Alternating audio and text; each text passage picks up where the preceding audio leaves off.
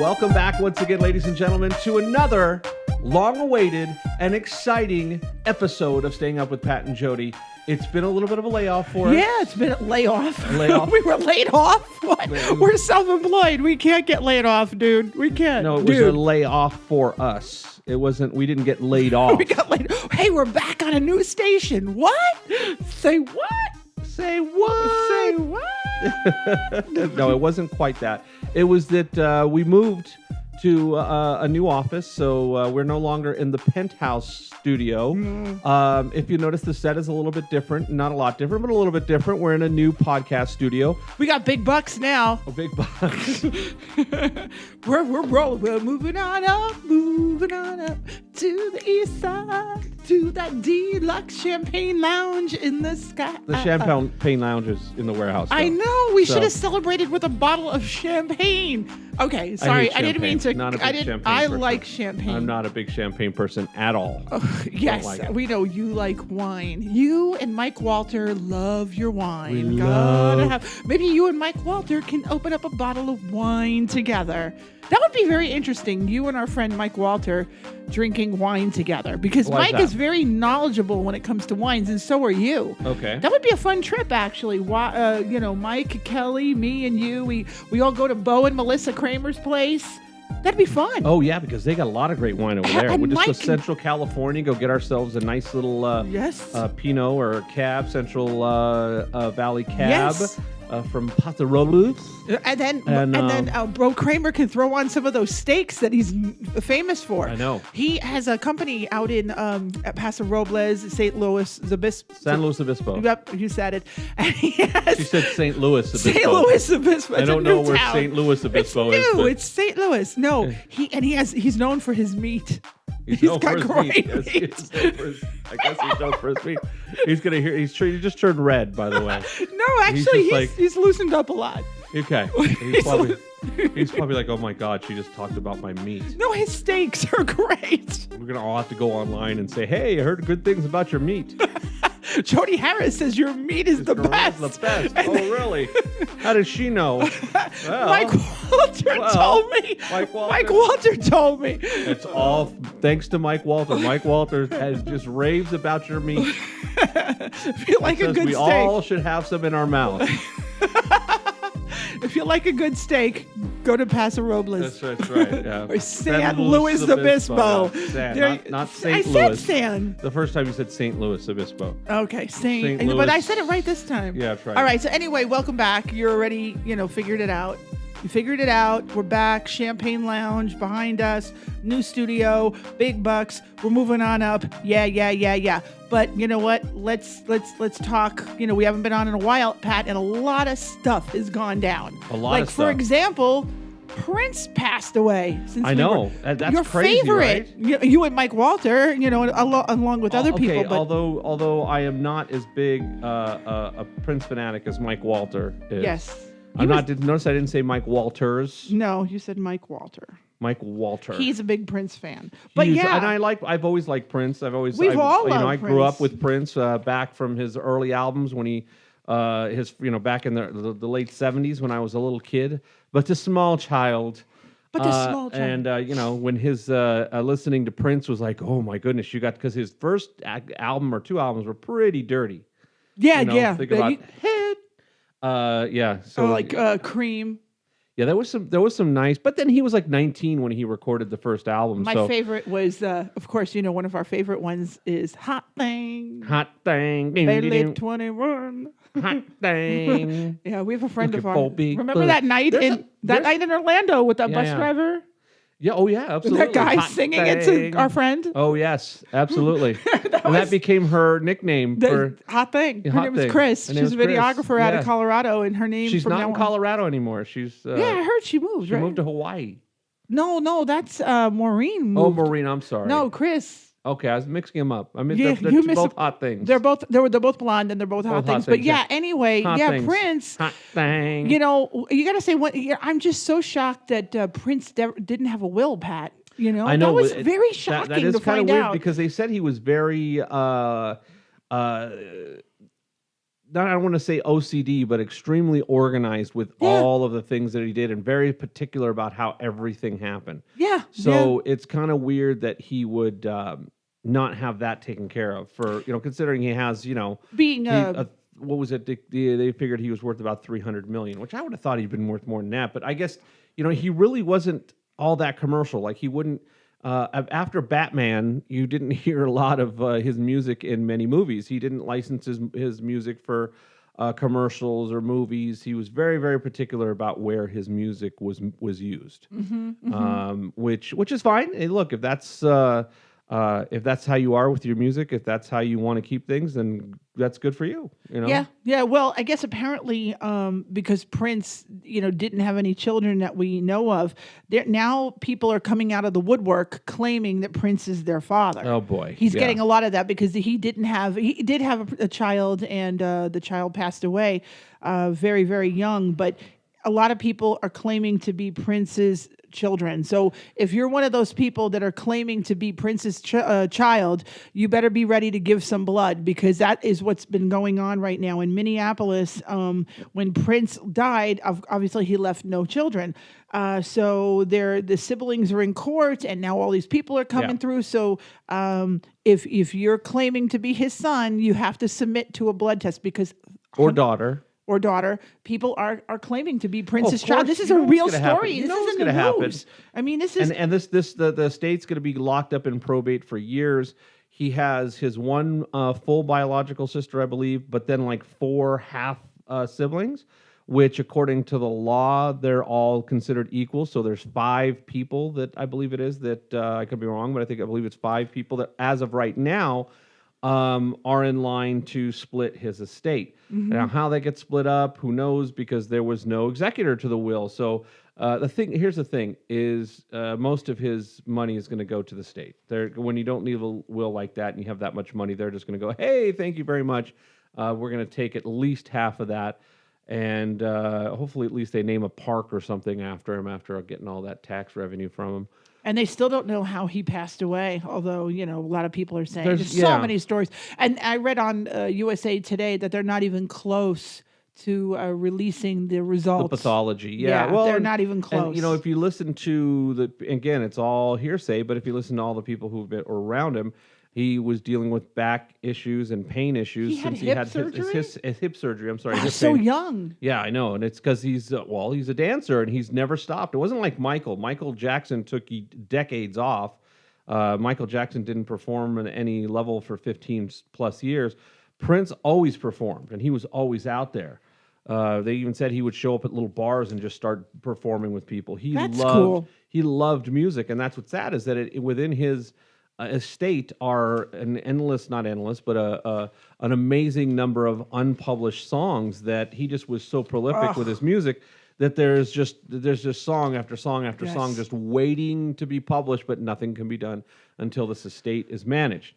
Now, the big thing they were saying is that he was on these painkillers. He was on Percocet, and he was taking a lot of Percocet. One of the side effects of Percocet is sleeplessness, so he was also taking something to put him to sleep, which is, from everything we've seen, it can be a lethal mixture because there are 2 elements within those that don't play nice with each other, and apparently that could be one of the reasons why he passed, which is sad because he was very young, very talented. Very young. It's you really hate seeing something like that happen. It was just for no reason. I mean, other than, the fact is people like him, just like with Michael, once you get to a certain point, nobody says no to you. You have a lot of enablers. Yeah, a lot of enablers, around you, and that's sad. Instead of people saying, "Look, no, you can't do this. Sure, this is not good for you. You'll thank me later." You'll say, Elvis. Look at Elvis. Elvis died that way. A lot of these big artists that died because everybody around them was just like, "Sure, whatever you want," because they want to stay within the circle, not realizing that they're basically contributing to their death. But that person also supports their livelihood. So if they, that it's not like they're a blood relative. Like in the case of maybe an Elvis, a Priscilla could have got involved, or a Lisa Marie. Yeah, they could have put him in rehab. But even relatives are afraid to say anything because he can just as easily cut off relatives as he can. When you hold the cards, when you've got all the power. The power. You don't have to listen. These other people are just piddlings around you. They're just little and they're peons. replaceable. And they're replaceable, and that's because what you'll find another enabler. Yeah, and that's what they do. They find more it was people. It was really sad. Very, very Prince. sad. We lost a great artist, and what was nice is Sirius XM did have for a couple of weeks did change their convert one of their channels to a Prince tribute channel, so we got to hear lots of Prince, and a lot of Prince that you probably never heard because he did a lot of jazz stuff there the last 15 years. His musical style has changed quite a bit as he matured and got older. But I'm glad to see that they gave him a good tribute on Sirius XM. Absolutely. And Joni Lawler, China. Wow. Like kind of the same thing, drug related, taking two of the wrong things, and she was really young. I mean, she was in her 40s, and she was, I think, supposedly trying to get herself back together. She had just been smart doing woman. They said tour. she was a very, she came across as flaky. If you don't know who we're talking about, Joni Lawler was China in the WWE, and she was one of the first female wrestlers to actually wrestle men, and she was the ninth wonder of the world. Yes, she was called. Yeah, and me being the big wrestling fan that I am, really looked up to her. She was really. As a matter of fact, I have a doll still in the wrapper. My China action figure still in the wrapper. Yeah, I ain't getting rid of that. Yeah, that's no kidding. That's awesome. And I have the Playboys. She was in Playboy. I mean, she talked about somebody who redesigned herself for her body. When she first came onto the WWE scene, she was a bodyguard to the DX, and she looked very Sergeant Slaughter-like. Yeah, very squared off jaw. And then had a ton of reconstructive surgery done, and really got her curves in shape. Really femmed herself up. Yes, I mean, because she was a big girl. She was 5'10" or so. She's not as big as me, but she was very muscular. So she was a bodybuilder, and like you said, she could actually pick up the guys and toss them out of the ring, which was, even though with wrestling they're gonna say, oh, it's fake. It's not. They work with each other, and they try to help each other with that, but the other person can only help you pick them up so much. It's a dance. It's like a dance. It's a dance, and that's your dance partner. But it takes a lot of strength. That's why a lot of these little guys get injured so much more often, because they have a challenge working with these bigger wrestlers, and they get a lot more injuries. Then you get a guy like John Cena, who's just like a machine. Oh, yeah. I mean, he got hurt 9 months ago. They said he was going to be out for 9 months. Well, it wasn't 9 months ago. It was 5 months ago. And they said he'd be out for 9 months, and now he's coming back. But he's always beat the odds on recovery because he, like you said, he's a machine. And he rehabs. He rehabs. Yeah, he was rehabbing three times a day. When the rest of us will do it 3 times a week, he's doing it 3 times a day. Amazing. That's just who John Cena is. He's just quite the incredible athlete. And he makes his return on Monday, Labor Day, to Monday Night Raw. Labor Day and Memorial Day. I'm sorry, Memorial Day. Yeah. Get them all mixed. I always get Memorial Day and Labor Day mixed up. I know. And now that we don't have a telethon anymore, forget it. We don't have the old Jerry Lewis telethon. We don't even have it no more. They never had a successor to Jerry Lewis. I thought Tony Orlando did a really, really good job. Now we're dating ourselves. But Tony Orlando's also the same era, kind of, They needed somebody younger to jump in there and take, kind of partner up with him for a decade or so. They had Ed McMahon.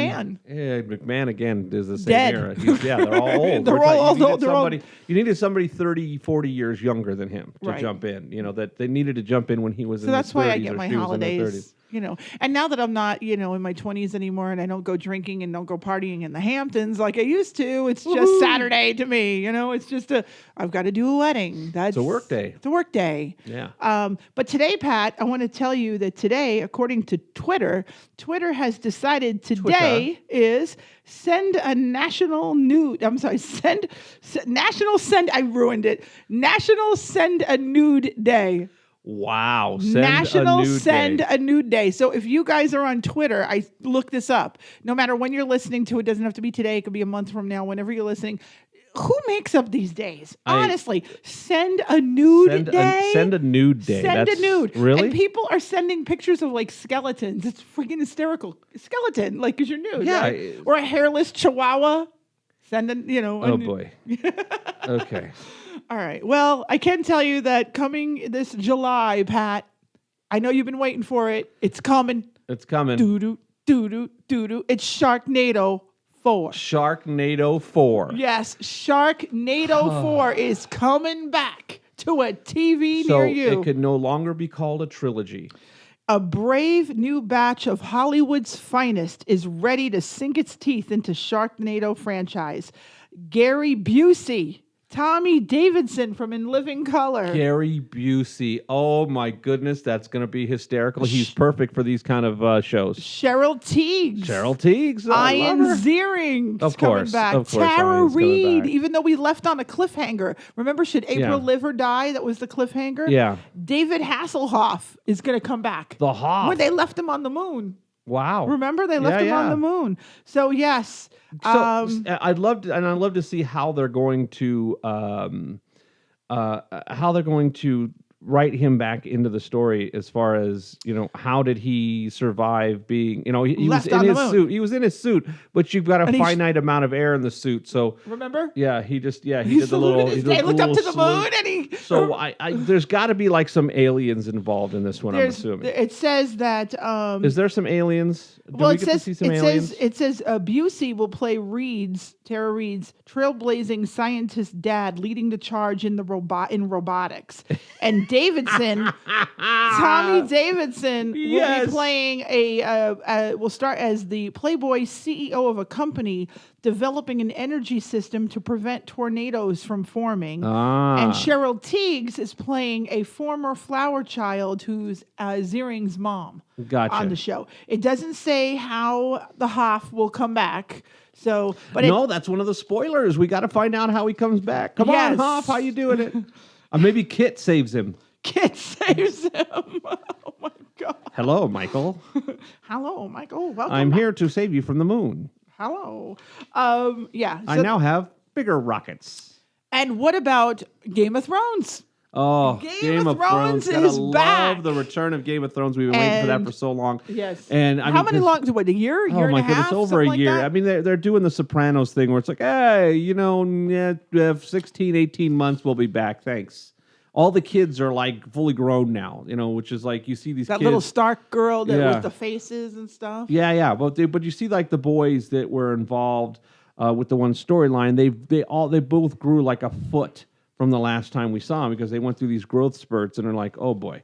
So I understand these are very expensive to produce. I know they were talking about one of the episodes, the one where Castle Black, I think it was Castle Black, was attacked. That episode because of the CGI and everything was $12 million.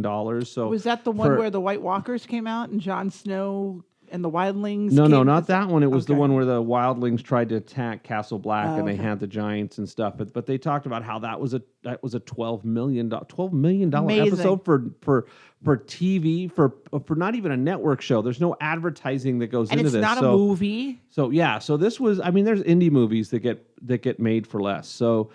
This is a very expensive show to produce, but very well done. I mean, you'll have the nerds that'll argue certain storyline points, whatever. I'm enjoying it. And they've really, really come back strong. They've managed to twist our opinions of a couple of the characters. Let's face it, the Queen, we really didn't like her for a long time because she was Cersei? Cersei, because she was just, why? Evil. Leave your brother alone. He's a dwarf. He likes to drink. He likes his whores. Let him have his, let him have his. Don't try to kill him. That. But of course, she got abused pretty bad. Yep. The Sparrow. The Sparrow. Oh, the Sparrow. Keep your eye on the Sparrow. Who, if you remember, also played a very good villain in one of the Bond movies. You said that. That's right. Yes. You remember he played the magazine or newspaper mogul that was sort of supposed to be like a Ted Turner character or something like that. An evil Ted Turner. Is that redundant? Anyway, I love Ted Turner. Ted, come on, let's have Hillary lunch. Clinton. No, Ted, let's have lunch. Let's hang out. Really, you should hang out with Ted Turner. I would love to hang out with Ted Turner. You should hang. We need to hang out with some really I think we need. famous people. I think we do. I think we need to hang out with like some billionaires and just. Say, I'm up for that and go on their yacht, like Fear the Walking Dead. Yeah. The Go yacht. go on to Abigail. On the Abigail, not the Tom Abigail. But the Abigail. Not the Abigail that's the fake one that's in Rosarito Beach. I want a real Abigail. I don't, Oh, you're talking about I'm like thought you were talking about a girl named Abigail. Oh well, that too. Okay, so the Abigail. If you watch Fear the Walking Dead, that is a kick-ass yacht. Yes, it is. To be, why would you even want to go inland? I'd stay on the yacht, especially now with that crazy mother. Learn how to fish. You got plenty of food. You might get tired of fish, but hey, it keeps you alive. And it keeps you thin. You have, You'll be thin. You all be fit. Oh great, man, great. you'll be able to lots of omega-3s, so no joint great issues. Tan. Great tans. Tan. Great. Oh yeah, and they have the water purification system, so they have fresh water. Mint. And if you have to go into town and you need some supplies, you row into, get that boat. They got the little boat, so you dock off there. You send Nick and a couple of the other guys, and they run in there and they kill some zombies and they grab some supplies and maybe restock the bar, because a lot of these bars probably they're empty. Just grab a bunch of booze. Do you want go on a booze run? Sometimes you might say, we got plenty of food, but the liquor's getting a little low. Hey, in the Hamptons, we know that there's a couple of bars right over here that look like they haven't been too badly disturbed. Let's go. Let's take the let's take the little boat. Let's go in there. Pick up some Jack Daniels. Some wine. Lots of bags to go ching ching ching ching ching ching ching ching, because all glass bottles. And here it is. If you're on the Abigail, you can go down to the Central Coast and just raid some of those wineries. Some of the wineries. That's what you want to do. There you go. Bring that on the Abigail. Some nice wine, Yes. Make the best of your situation and here. The beds and the bedding and everything on that yacht is amazing. It's not like a dirty tuna boat. It's like, it's a yacht. I mean, it's a yacht. It's like a James Bond yacht. Yeah. Did he just go steal some fuel from the different, boats that are floating around? It doesn't need fuel, huh? Yeah. But there's all these big harbors that they have giant tanks of fuel that you just go in there and pump that shit. Figure out how to pump it out. You're golden, man. You're golden for at least a while. For at least a while, until the boat breaks to where you can't fix it, and then you go, okay, well, we're gonna. Then you just go find another yacht. That's when you cruise down. Cruise to Marina Del Rey. Yeah. There's some great or Newport Beach. Yeah. There you go. Dana Point. Although I think they should have stayed on Catalina Island, because they were on Catalina Island. They called it something else. They called it something else. Yeah. And they changed Avalon a little bit, but they should have stayed on Catalina. Has a desalinization plant. They have plenty. They have bison and different stuff running around that you could. One bison could feed you for months. They have all this power. They have stuff to do. The show, I do have to tell you though, the show is getting. It's gotten better. It's gotten better. It took 2 seasons for us to get better. Because you couldn't. One of the issues, and I think it's still kind of an issue with Fear the Walking Dead, is that the characters are not only relatable, they're not as likable. I can't get into the characters. None of these characters are ones that I'm going, oh man, I'm rooting for this person. I mean, sure. Nick, we're starting to like a little more, because we see that he's really just willing to do whatever. But then he does stuff where you're like, oh boy, okay, he's turning into a hippie. But most of the characters are just not likable, and you have a hard time attaching to them and rooting for them. It's kind of like a team that just kind of sort of does okay every once in a while. They don't have any standout players, and every once in a while somebody does good, and you go, yay, and then they're like, I think what we're having a hard time with is that the show takes place before The Walking Dead. Not before. Well, no, because we learn the outbreak of and then it leads into the outbreak. but it starts, if you think about it, the beginning of this show starts with kind of the beginnings of The Walking Dead, where with at least the flashbacks where they're just on patrol and they start seeing the first outbreaks. That's kind of, so they do really kind of start at, towards the beginning, but you get more background as to seeing, we really didn't get to see society fall apart in The Walking Dead. Not really, no. You just kind of thought we would see the Hollywood sign with nothing. Zombies and celebrities. With either one, but we did see it in Fear the Walking Dead. They did spend more time showing society falling apart, whereas with The Walking Dead, you see them in the middle of it. Then they do the flashbacks to see how Rick got hurt. And how Shane got Lori out of town. By the time they were at the quarry, Atlanta had already fallen, and everything had already pretty much gone to hell. So we really did miss a lot of what happened. It's like, what happened? Which was kind of what I was looking forward to in Fear the Walking Dead, which they did do some of it. You got to get some insight into the military, blocking everybody off, and then finally deciding, you know what? We just got to blow everybody up because we don't want this to spread. So it kind of explains how some of the rest of it happens. So it did tell. But like I said, I think my biggest issue with Fear the Walking Dead, although I like the fact that we've got a little bit more backstory on how the whole thing happened, I really do think that the characters just still haven't gotten to a point to where I really like them. I mean, the girl who gave up the boat, the daughter, or whatever, the cute girl. Alicia. Alicia, yeah. Alicia. She, very cute girl. You want to like her. God, she's just a little. But now you got the brother Chris who's wants to. He's gonna. Somebody needs to go Carol on him. He needs to go. Somebody needs to show him the flowers. Basically, at this point, he's pretty close to that. Unless he snaps that, because look, Rick has gone crazy 3 times and come back at least, right? 3 or 4. Yeah. So maybe we give him a chance, but you got to take all the guns away from him. Rick didn't kill an innocent person. Chris is like killing innocent people. Yeah, he's well, just killing people. And he was about to let he's doing Lizzie. He was doing a Lizzie, and he wanted the stepmom to die and the sister and right. Because he's like, oh, they're not real blood relatives. And he's mental. He's mental. He really is losing it. And look, he was a hateable character from the first episode.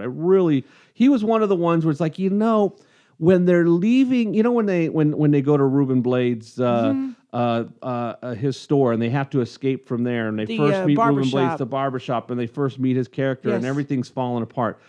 I was so hoping that little son of a bitch was going to get it there. I hope that because he was just annoying. Yeah. I mean, it's just something whiny. He needed to be slapped. I got to film My father would have slapped him. Yeah. You got to kind of have to blame that on Dad. Dad is kind of a little bit of a... Yeah, Travis is a wussy. Travis is one of those... He's having his moments where he comes up, he steps up, but yeah.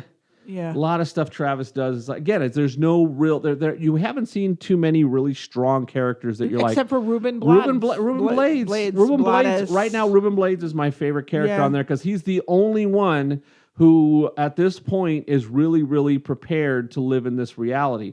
Nick would be the next, although Nick has some issues himself. He's a heroin addict. He could survive all of it, but he's still not a stable person. But so right now, like Reuben Blades' character he's where Rick and their group was 2 years in. He's like ready for whatever. They're very we well. We got to kill him. They're very well for this all being new to them. Yeah. They're very good at killing zombies so quickly. Yes. Like when they got on that island with the plane, when the plane crashed, they were very good at like knowing how to kill these people pretty quickly. Where the other group in The Walking Dead wasn't as wasn't as... Which kind of has to make you wonder because none of these people were all kind of pacifists. They were all kind of wimpy people that looked like if they got in a bar fight, they'd get their ass kicked. Well, sort of Madison was a guidance counselor in a high school. Travis was a teacher. Reuben Blades, we don't know what he did, but we do. We kind of do. He was like a soldier. Yeah, he was a soldier that killed people. Yeah, he was one of the evil. He was one of the evil ones, and he wanted to get away with it once he had kids because he didn't want his children being raised around it or his daughter. Yep. So so they're going into their season finale. Yes, mid-season finale. Mid-season finale this week. So we'll see what happens. It's getting really good. We got the crazy mother, Abigail. Is it Tom Abigail's mother? Yes. No, it was the other guy's mother. No, it's not Tom Abigail's mother. It was the dude, the assassin's mom. It's also Tom Abigail that was his brother. That was Thomas Abigail's brother. Oh, they were brother. brothers? They were okay. brothers, yeah. Oh, okay. That was his brother. Okay. See, it's so hard to follow. Yeah, Cecilia's the crazy mom who is basically poisoning people and let's face it, her house, her wine cellar. Her wine cellar is the barn. Is the barn? It's Herschel's barn. It's Herschel's barn. Yes. So we're already seeing that again, where they're just not believing that they're actually dead. She believes that this is the next step in their evolution. That this has always been the case, but now we're finally seeing it. So some interesting twists and adding that religious aspect. Kind of the fringe Catholic aspect where they're hardcore religious and they use that as part of their belief system, and start believing that this is, the hand of God or whatever else going on. So, Yep. And what that can cause in this environment, which very interesting to say the least. Yeah. But it's definitely gotten better. The show's gotten better. It's gotten better. It had a weak start, but I'm just hoping that some of these characters come up to bat and really show us some strength, and they get a clear leader, because right now there is no clear leader. No, there really isn't. There's no Rick yet. No, not that I can see. No. Not that. And if you guys disagree with us, you know how to find us. Go on our Facebook page, Staying Up with Pat and Jodi, and let us know what you guys think of the show. Comment. Tell us. Yeah, Say comment. You're crazy. What are you talking if you're about? a Fear of the Walking Dead, we don't do a whole hour on the show, but we give it a good portion of the show, especially since we haven't been on in a while. So we thought we'd give it a, tell you what we think of it. But if you think differently, let us know. That's what the Facebook page is for. Pat, so to switch gears, you mentioned the Catholics, and I don't want to pick on the Catholics particularly. We were both raised Catholic. Yes, we were. I went to Catholic school. Yes, I went you to did. Our Lady of Victory Academy for Girls Aww. in Dobbs Ferry, New York. Shout out to the girls. It's now a strip club, right? No, it's actually Mercy College. It's a Mercy. It's Mercy. Who would go to a college named Mercy College? There were the sisters of Mercy. Mercy. Mercy. Give me Mercy. Give me Mercy. I don't know. That just sounds. Really? I get it. I get that. But I don't know. Wait, you're the same guy who doesn't get the name of our schools. PS17. I know, PS4, PS5. He's Yeah, like, he's but so yet, creative. oh, So look who's creative. talking. Public Bandini Street School. It was Bandini. named after- Who the hell is Bandini? There Bandini Street School. was actually a person that was involved in the But area, where's I the can't school tell you. located? On Bandini Street, So there you go. which is way The more Bandini Street School. which is way more interesting than PS13. You might as well have the little bell from the Little Rascals, when they all. At Did least- you all go to that school? At least the schools have That's a name. good boy, Buckwheat. They're named after good girl, somebody. Buckwheat. What is PS13 named after? Public School. That's right. We don't 13. even want to spend the time to give it a name because we don't care about any of the damn people It's around a here. public We aren't school. naming schools after people because none of these people deserve it. Who the hell is Bandini? What are we calling the first public school? PS1. There you go. Okay, what about the second public school? PS2. Whoa, we got another one opening up. PS3. Wow, there's some sharp characters over I there. gotta be honest with you. Holy I don't smokes. even know how many PS schools we have in Who Westchester. knows? You could be up Yonkers. to PS 108 No, by there now. is no PS 108. I think I only remember. Correct me. I think PS 13. It went up to 13. Okay, so Lucky 13. I So went anyway. I went to Alexander Fleming Junior High. Do you remember what Alexander Fleming was famous for? The hot dog, Really? the telephone, the pen, No, it starts with pen though. pencil. Nope.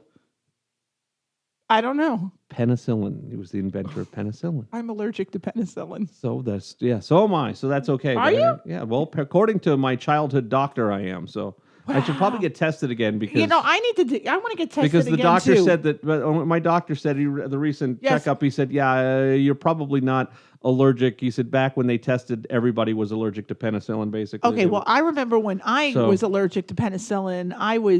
That was only not too long ago when I got really sick over the summer, and I broke out in like this really Yeah. bad rash, and Yeah. they said it was the penicillin. Okay. I don't believe it though because I was under I took a lot of meds. Yeah. Yeah, I don't know because mine was just a test when you're a kid, and they go, "Oh yeah, penicillin." No, And- see, I know. I Allergic just to broke out in a penicillin. rash, then Yeah. made me want to scratch. But anyway, getting back to the Itching Catholics. for a scratch. Okay, so listen to this. A Catholic cemetery rejected a same-sex couple's headstone design celebrating marriage equality. So these two guys got married. They're picking out a headstone. I guess they believe in that whole pre-planning for your death. They designed, and it's not tacky at all. It's two rings. It's two rings. I have a picture of it right there. Yeah. Uh-huh. Okay, with a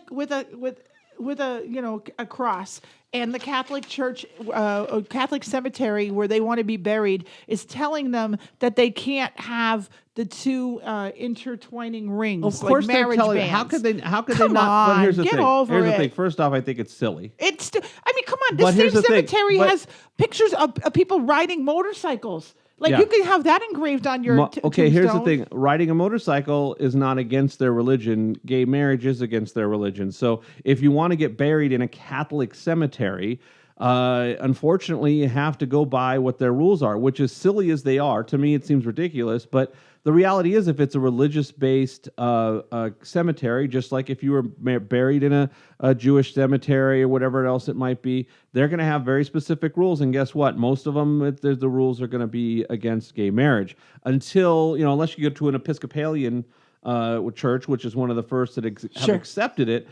That's just the rules of the church. Again, I guess I'm playing devil's advocate here.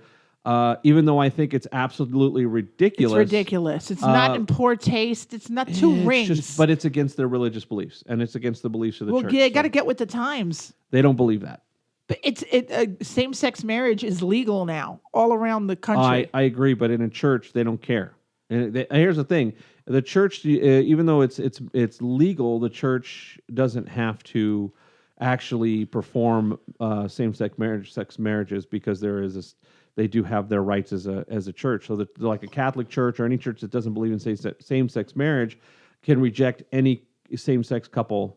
You want to get married, go to a justice of the peace. Wow. And again, I think it's silly. But yeah, I do too. I think it's until the church changes their mind, and this is really a religious thing. But it's a very tasteful. Here's my thing. Why allow these two guys then to even be buried? Why are you having the two guys be buried then? Oh, they're same sex. It's a silly hypocrisy. Yeah, you could be buried there, but you can't put two rings on the top. If it's me, I'm going to a different cemetery. I'm going to a different cemetery. That's all. That's all you do. You say, you know what? You don't believe in this. You don't support this. I'm going somewhere. Take your business somewhere else. Exactly. That's the right we have anywhere in the country. If you don't like something, go someplace else. So, I agree. Because I think it's silly, but you're not going to change their minds. You're just not. And until you do, just go somewhere else. Yep. That's just the best advice. Go somewhere else where you're going to be accepted and you're not, Yeah. And hopefully they'll change. But yes, I agree. So, I love a good obituary. Uh-oh. Yes. Talking about death. We're still on the death. We started with Fear the Walking Dead, and now the gay guys trying to get into the cemetery. And here we are. And we talked about Prince dying, Michael Jackson. This is like the Death Watch show. It's like a death show. We're come back after like 2-3 months. We come back, and this is what you've been waiting all for. About death. Dead. Yeah, but when we made death fun, we did talk about raiding a winery. Okay, well that's good. Yeah, but that's because the dead people aren't watching. But this is a good death. Well, this isn't a good death story, but it is a funny death story. Okay, so in lieu of flowers, families reveal political hopes in their obituaries. So they're now telling people. So when you die, if you die before the election season, you can leave in your obituary, vote for Trump or don't vote for Hillary or whatever it is. Is that crazy, Bernie? Don't.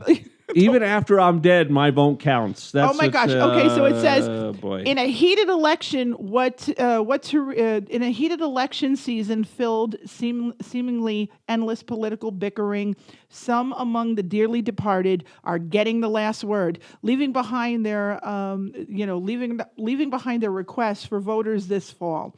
Obituaries published during the last several months have included commentary from both of the political spectrum, with families feeling it fitting to include their loved ones' final political wishes. Wow. So here's the thing. I don't want you to... Look, here it is. No, right here. Last week in Alabama, relatives of a 34-year-old Catherine Michelle Hines published an obituary that included, in lieu of flowers, do not vote for Donald Trump. What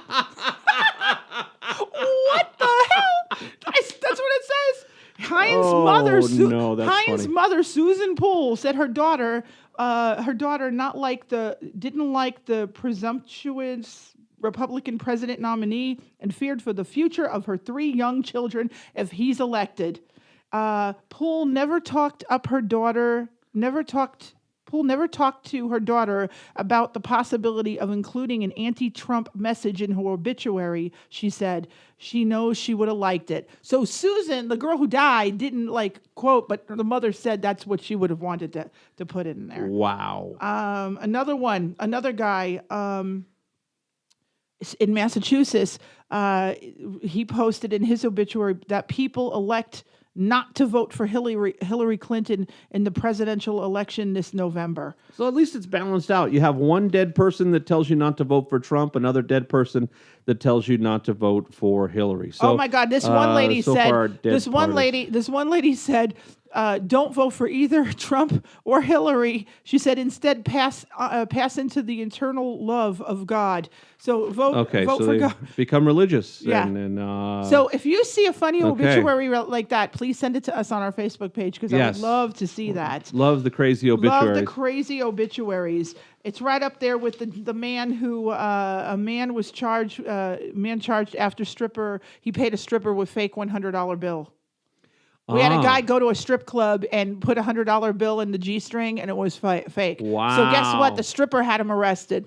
Oh, wow. Yeah, because she didn't get her money. You know what he could say? I gave you a fake $100 bill because those boobs are fake. that bill is just as real as your boobs. As your boobs. I love that. Could you imagine? That's crazy. Give me some real boobs. I'll give you some real bills. Fake $100 bill. Fake $100 bills. And some more sad news to Wow, report. more- No, more. not death. No, it's not boy, death. okay. It's just sad. All right, that just my sad. favorite, Okay. my favorite James Bond has turned down $100 million to Daniel Craig is so overplaying James Bond that he turned down $100 million. Wow. So they offered him $100 million to do the next Yes. Bond, and he doesn't he's want to do it. over. How could you be overplaying James Bond? Dude, That's that's such the an iconic character. Yeah, I well- mean, it's like it's James Bond. James freaking Bond. I guess it's one of those things that you do kind of get pigeonholed in it. But let's face it, He's all the not Bonds with- pigeonholed. all the Bonds, I know, because We he's played see all him in these different everything. characters. He's played all these different characters, and pretty much, with a couple of exceptions, most of the other Bonds have all gone on to play a variety of roles. If you go all the way back to Sean Connery after Bond and during Bond played a myriad of different roles. They've all had careers if they chose to have them. And that's the thing is, some of them were just, George Lazenby didn't have much of a career, but that's because he turned into an asshole. But I didn't even know what he did. I mean, what did he do? he was after Bond? he not much, and when he pissed off all the Bond people because when he came to do all the press for the movie, he showed up with a full beard, and they're like, "Dude, you can't show up with a full beard. You're supposed to be Bond." And he had this full. I'm going to be playing a part. And I'm like, dude. That's got to be like the ultimate, like. But I can see Daniel Craig because how old is Daniel Craig now? Is he 50 yet? He's pushing 50. Yeah. Okay. And you do have to, like, the last movie we saw, there were a lot of stunts. Yeah, but Bonds, but they have stunt people. And look, the Sean Connery, Roger Moore, they had to pry his hands from being Bond. And they both went into their 50s playing Bond. And Daniel Craig is so your second sexy. favorite, your second favorite Bond. Pierce Brosnan. Ugh. He went into his 50s playing Bond as well. Yes, he did. You have to understand Bond. Even when you introduce Bond is an experienced character. Generally, you have to find somebody in their late 30s, early 40s. They said the new Bond that they're looking at. There's an actor, Tom Hiddleston's stock was so high. British betting houses are saying that he might be the next Bond. I don't know who he is.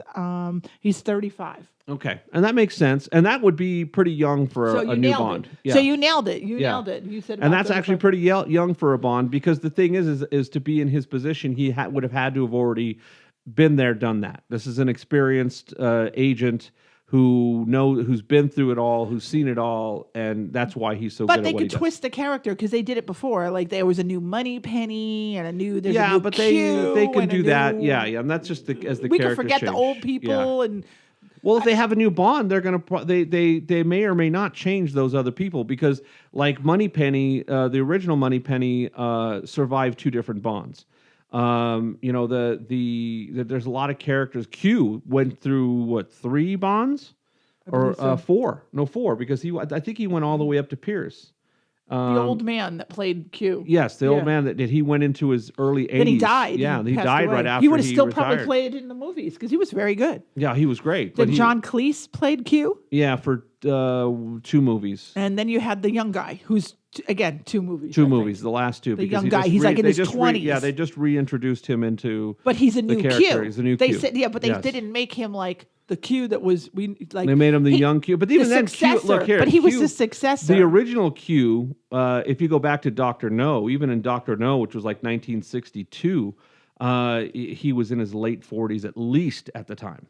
At least his late 40s, maybe early 50s. See, I'm not the Bond connoisseur as you are. I just know that Man, Daniel Craig. And, and he doesn't care about the money. He wants to do something else. His wife is so lucky.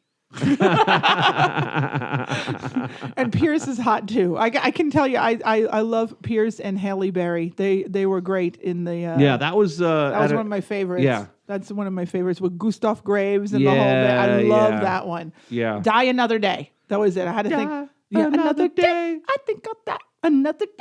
Another day. With Madonna. Yeah, where she had the British accent. I know. Where she got to talk like this.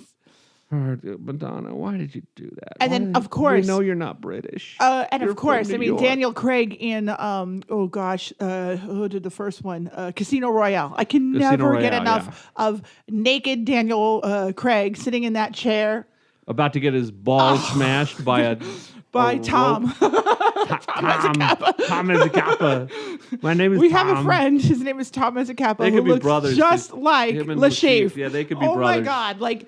If we just got to dye Tom's hair a little darker. Dye his hair and do the thing with the eye. And do the thing with the eye. And I swear to God, this guy could play Lashif. And when we go out to dinner with the guy, we have to work on his accent. It's so bad that I make him go, Bond, Mr. Bond. Mr. Bond. I make him talk British. She calls him Lashif. I call him Lashif. He didn't have a British accent. Lashif did not have a British accent. Yeah, he did. No, he didn't. Yeah, he goes, you keep your body in great shape, Mr. Bond. It wasn't a British accent. Or is it Mr. Beach? Is it Mr. Bond or Mr. Beach? Yeah. You love that character. I do. I can watch that. I can watch that movie all the time. Okay. So I don't know if we talk about social media. We talk about the Periscope. Now we're Snapchatting. I'm really big. If you follow me, I'm really big on Snapchat. Snap. Facebook Live is really taken off. And now, Pat, they've added a video map. So you can see what people off to the side of your, where all your little things they tell you, all the little things that you subscribe to. Oh, I'm just letting you go because I love it when you do this. The little things. The little things. If you're watching us on SoundCloud, you have no idea. Please, I'm doing this with my hand. Great. It's like the juju. It's like I'm just letting her go because this is too much fun. I'm really enjoying this. Right, left. Okay, on the left hand side, I can never be on Dancing with the Stars because if they told me to go right foot, left foot, I'm like dyslexic. I'm like I don't know my right from my left, so I have to go right. Okay, so it's on the left-hand side of your Facebook. There is a button now that actually says live video. Yes. Like Periscope. You know how the Periscope had the map and you can So if you want to see somebody in Bangladesh and see what they're doing. Bangladesh. It shows you the whole map of Bangladesh. The Bangladesh. You can see the whole thing. I want to see people in Bangladesh. Do they talk like that? Yes, they do. I don't know. I'm doing a voice that's going to get lots of complaints. You almost sound like George Harrison. George Harrison? George Harrison from the Beatles. He doesn't sound like that. He did when he was alive. He's also dead. He sounded like an Indian person? Well, hey, he was the guy who sang... Or did my accent suck that bad? It was both. Okay. It don't come easy. I'll accept that. It don't come easy. Oh, your singing is worse than my accent, I'll tell you that. So anyway, that's pretty cool. Like Facebook. So if we want to see what's happening right now in Cleveland, Ohio. Oh, yeah. We all want to see that. Hey, I have some friends in Cleveland. Yes, we both do. And if we want to see guess what? I still don't care. I still don't care. You can go on Facebook, check it out. Okay, people, you're listening. Go on Facebook and check out the live. Because guess what? On some wild Saturday night, you might see me, Jodi Harris, CEO of Fun, laying the smackdown on Facebook Live. There you go. You could also see me in 360. How cool is that now? Yeah. This man sitting next to me, to my right. I did get that right. Okay. 360. You forget my name? Pat Harris, my very handsome husband, who makes Daniel Craig look like crap. Let's just face it. Like crap. Yeah. You should be Bond. There you go. I don't have to look. We don't have to look at. You could be Bond, and I could be Moneypenny. That's right. You could be Moneypenny. I'd be a great Moneypenny. We both have to work on our accents, though. I could do it. Bond. Hello, Bond. Hello, Bond. Chip, chip. I have a feeling that would work out so horribly. Yes, lovely day, isn't it? We could do a spoof, though. It's a great day we for could coffee. Definitely spoof something. It's a great day for coffee. Coffee? Coffee. I didn't say coffee. They drink tea. They don't drink coffee that much. They drink tea. Yes. Tea. Some Earl Grey. Can anybody see? And they drink cream in their tea. They put cream in their tea. I've had cream in my tea before. No. I don't drink it now, but I love my tea. No cream in my tea. No cream in my tea. No. But anyway, Tell us about your 360. Don't do it. Don't do the rest of the show in an accent. We can't do it with this. Well, no, we can't. We could do a shorter version of this, but we just started doing some 360 virtual reality video, which essentially, if any of you have seen it yet, I mean, you've probably seen 360 VR stills where a lot of the car manufacturers do it, where you could see the inside of the car, and then you move your mouse and you could see a 360 view of this. So you can look to the back seats, the roof, you can look down below. It's quite cool. So it's what very this cool. is a video I'm talking version like of that. British now. So not very well, but okay. So what we do is you actually take two cameras that can see more than 180 degrees. And if you don't know what 180 degree is, I'm not going to explain it because let's go on our Facebook page. But essentially, we take the cameras, we stitch the footage together, and we put it up on YouTube, and you can actually watch what we're doing. But I love it. You can either take the mouse and drag it and move it around, or if you're watching on your smartphone, as you move your phone around, you'll actually, it's as if you were panning the image, like you're filming the actual event. So if you tilt the phone up, you will see what's up in the sky. If you tilt it down, you'll see what's below. You go pan it left, you'll pan left in the image. If you turn around, you'll see what's behind you. So that you're going to see some more of that coming up. We're actually going to probably do a condensed version of the show in 360 VR. Now, why condensed? Because essentially this is massive amounts of data, and we have to stream a 4K image online in order for it to work. So you have to have a lot of bandwidth. And it's for all of you geeks out there, the images that we have to, or the video files that we have to upload are 1 gig per minute. So a 5-minute video clip is 5 gigs of data. So I know that you said you were converting. Yes. And it was 18 hours? Uploading an 8-minute clip took 18 hours. Holy cow. Yeah. So where do you see this? I mean, where do you see the use for this? I mean... Well, and I think we're just now starting to see the applications for 360 VR. 360 VR, the people who have been doing it for the longest, as far as on the video end, have 9 months to a year of experience. That's it. So it's brand new technology. So I don't think we've seen all of the uses. We did some testing out at Horse Thief Mile where we mounted it to the motorcycle so that you could see not only the lines that the rider was taking, you could also see the rider's body positioning. You could see the rider next to him as he passed the rider, or the rider passed him. So we can use it for training. You can use it for facilities where you can actually see a 360 shot of a room, where you could see what a room looked like, and you can pan it around. You can do, to some extent, you could do it for storytelling, where the viewer is going to have the opportunity to look at the parts of the image that they want to look at. So we haven't even come close to we haven't scratched the surface of how this is going to be used yet. Because the end users, the producers, NAB, I saw it at NAB, National Association of Broadcasters. But so I've jumped in feet first, but it's going to take a while because, for one, it takes, as I said, it's a lot of data. You have to buy all new equipment. And it requires a lot of horsepower. In other words, you need some really, really fast computers to work with this stuff. Sure. The fastest computer I have, which is a crazy fast workstation, struggles with this stuff. So, you think news stations will be using this to report stories? I don't think or news fire? will, because the news generally does things on the cheap now. They use lower end cameras out in the field now. They don't spend a lot of money on stuff, and they need to turn around things quickly. You don't turn around 360 footage quickly. It takes a lot of work.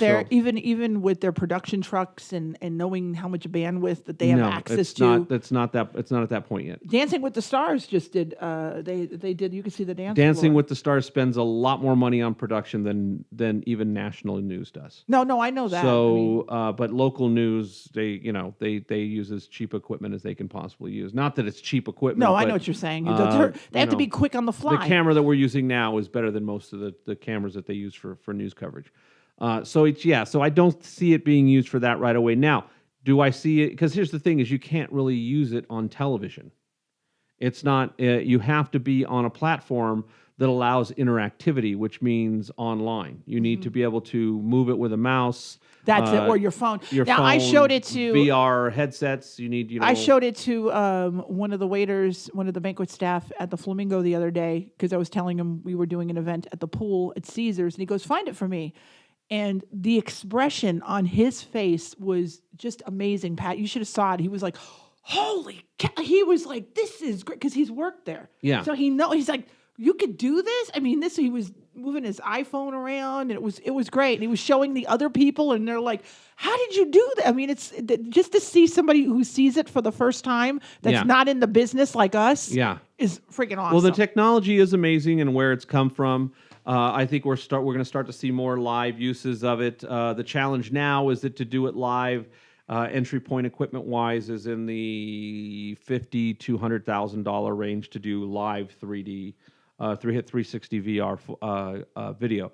So it's not something that everybody's going to be able to do, especially live, and it takes a lot of bandwidth.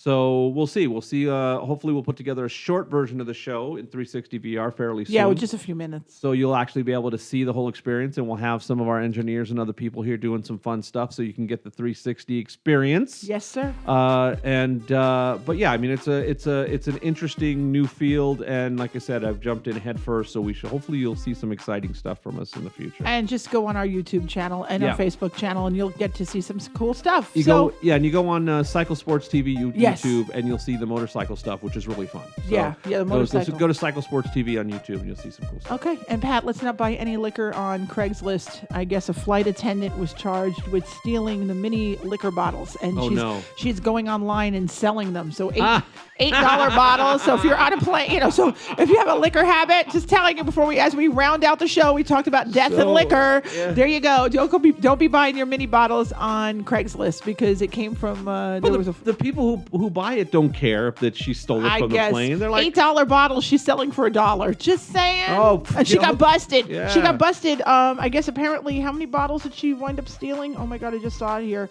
I want to say 1,500. I could have sworn she stole 1,500. Yes, there we go. A flight attendant is charged with stealing nearly 1,500 mini bottles of liquor from her job and selling them online. She got greedy, is what it is. You're not going to notice one or two bottles here and there, but if you're taking bags full of that stuff, they're going to notice it because they account for that stuff. So, how to leave you with something, right? Oh boy, how to leave you with that. Everybody. At least it wasn't something about death. Yes. So I'm so glad. It wasn't a total death. It wasn't a completely 100% death episode. Although we could say that Morley Safer died today, but and he just retired. Oh, that's right. Damn, and he just retired from 60 Minutes. But he died doing what he loved. He did. And isn't that what it's all about? 84 years old. He just retired. Good for him. Yeah, but he didn't have any time to just relax. Maybe he did. Maybe, you know what? Maybe that's his thing. He was working once a week anyway. Yeah, right? Come on. What a cushy job is that? He wasn't putting in 40 hours, 60 hours a week. He probably worked one show a week. He did cool. He was fine. He died what he loved doing. That's right. Well, folks, make sure to comment on the video, and then, of course, if you're listening to us on SoundCloud, make sure to comment, like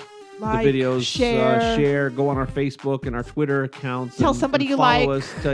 Tell somebody you don't like. Please, that we're back. Staying up with Pat and Jodi. It's a lot of fun stuff. They talk about Fear the Walking Dead, and they talk about Game of Thrones and oh boy, the end of the last Game of Thrones. Mm-hmm. Yes. Mm-hmm. If you didn't get the last episode, you didn't watch it. Yeah. Yes. Okay. I was thinking Jon Snow for a second. Giggity. A naked Jon Snow. No, it was there was a naked Jon Snow, but there was a naked something else at the end of Yeah. We all know. The girl they called the midget, the pale midget. Oh yes. Those guys were mean. Anyway. Follow us on Facebook, follow us on Twitter, check out our YouTube channel, which is actually just check us out on YouTube because it's on the Patrick Harris YouTube channel, is where all our Staying Up with Pat and Jodi episodes are on. Follow us, like us, spread the word. Yes, please. Feedback, whatever you want to do. But just give us some love, man. And Malibu. I need it. Shout out to Malibu. Shout out. I'll try it. At the very end, we got to give a shout out to Malibu. Because she stuck out. She stuck it out all along. She did. She has. And she stuck it to the end. So you know what? She gets a little mention. She gets a mention. Hey, I'll be in July, by the way. Malibu, July. Yes, and look for that 360 version of the show coming up real soon. See you next time, folks.